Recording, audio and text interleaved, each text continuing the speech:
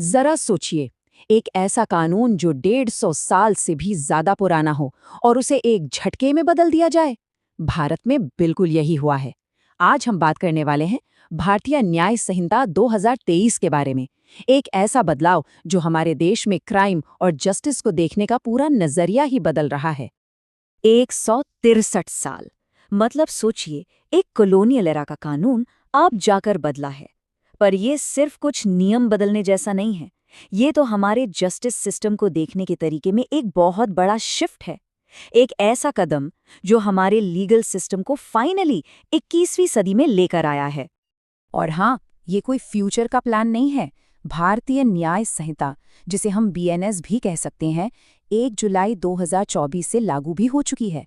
तो इसे समझना आज हमारे लिए और भी ज्यादा जरूरी हो गया है। तो चलिए इसे थोड़ा और गहराई से समझते हैं। देखिए, किसी खास क्राइम के बारे में बात करने से पहले ये समझना बहुत ज़रूरी है कि इस कानून की बुनियाद क्या है। मतलब, आखिर कौन सी बात किसी काम को क्राइम बनाती है और कौन सी नहीं। अब ये सवाल थोड़ा अजीब लग सकता है ना, कि कोई नुकसान पहुंचाने वाला काम क्राइम कब नहीं होता। पर सच तो ये है कि कानून में ऐसी कई सिचुएशंस होते हैं। इन्हें कहते हैं जनरल एक्सेप्शंस, यानी सामान्य अपवाद। देखिए, इसमें सबसे दिलचस्प बात यह है कि कानून इंसानी गलती और हालात को समझता है।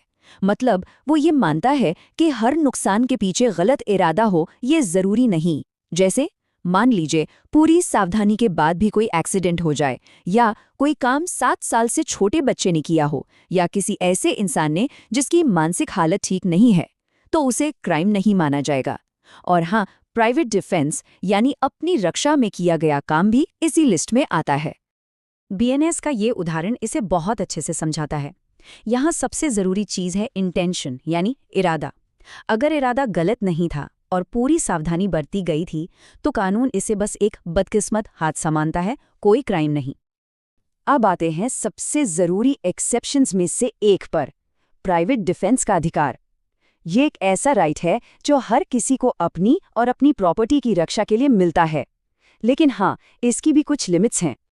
तो समझने वाली बात यह है कि कानून किसी की जान लेने की इजाज़त सिर्फ और सिर्फ एक्सट्रीम सिचुएशन में देता है, जब किसी को ये पक्का लगे कि हमला करने वाला उसकी जान ले सकता है, या बहुत गहरी चोट पहुंचा सकता है, या फिर रेप या किडनैपिंग जैसा कोई भयानक क्राइम करने वाला है।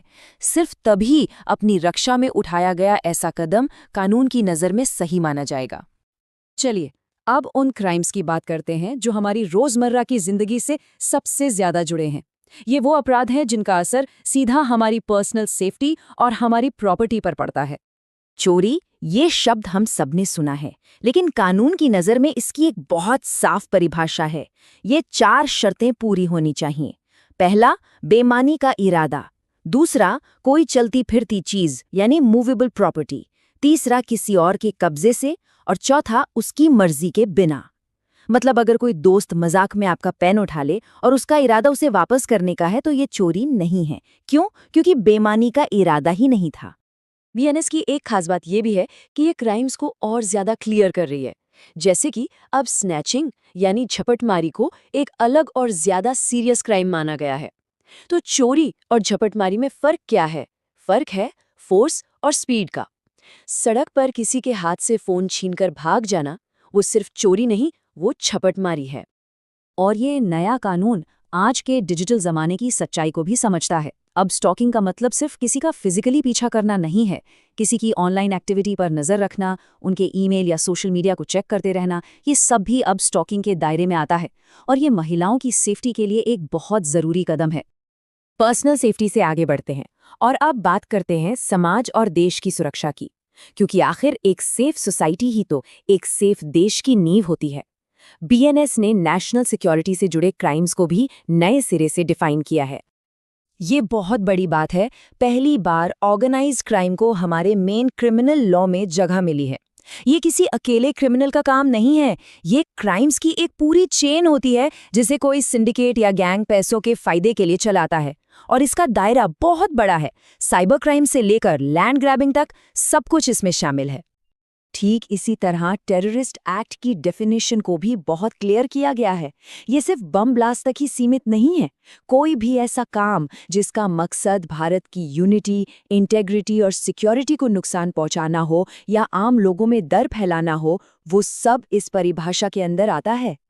ऑर्गेनाइज्ड क्राइम और टेररिज्म के अलावा बीएनएस में देश के खिलाफ दूसरे सीरियस क्राइम्स का भी जिक्र है, जैसे कि सरकार के खिलाफ जंग छेड़ना या देश की सॉवरेनिटी मतलब संप्रभुत्व को खतरे में डालना। ये सारे प्रोविजंस देश की नींव को मजबूत और सुरक्षित रखने के लिए बनाए गए हैं। तो इन सारे बदलावों का आखिर मतलब क्या है? ये नई न्याय संहिता हम सबके लिए क्या मायने रखती है? चलिए इसे शॉर्ट में समझते हैं। सीधे शब्दों में कहें तो बीएनएस का मकसद एक ऐसा क्रिमिनल जस्टिस सिस्टम बनाना है जो आज के यानी 21वीं सदी के भारत के लिए रेलेवेंट हो।